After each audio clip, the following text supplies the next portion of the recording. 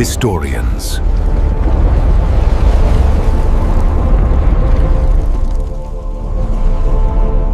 Imagine this: dense jungles echoing with gunfire, the whir of helicopters slicing through humid air, and a war that divided not just a country, but the entire world. Welcome to the story of the Vietnam War, one of the most controversial, emotional, and unforgettable chapters of the 20th century. So, what really happened in Vietnam? Why did a small Southeast Asian nation become the center of a global storm? Let's dive in. Our story begins after World War II. Vietnam, then part of French Indochina, was fighting for independence. Enter Ho Chi Minh, the revolutionary leader who dreamed of a united communist Vietnam. When the French tried to reclaim control, the Vietnamese resisted.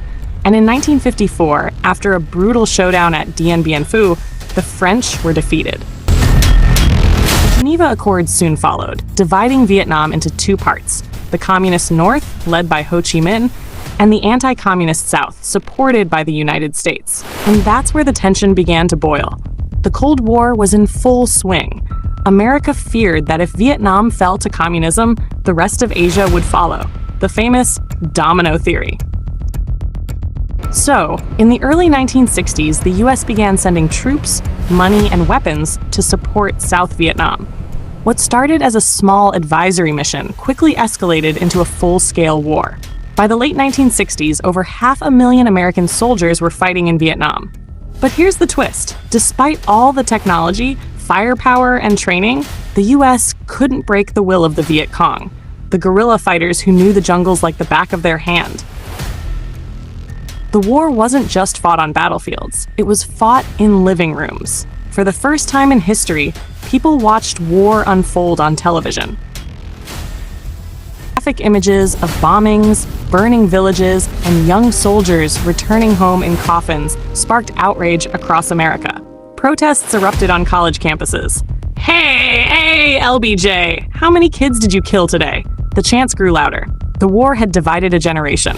Then came the Tet Offensive in 1968, a massive surprise attack by North Vietnamese forces during the Vietnamese New Year. Militarily, the US held its ground, but psychologically, it was a shockwave. Americans realized this war wasn't close to ending. Confidence crumbled. Faith in government faded. The US began to question, was it worth it? As the years dragged on, the toll grew heavier. Napalm bombings, the My Lai massacre, and Agent Orange left deep scars not just on Vietnam's land, but on human lives. President Richard Nixon introduced a strategy called Vietnamization, slowly pulling US troops out and letting South Vietnamese forces take over.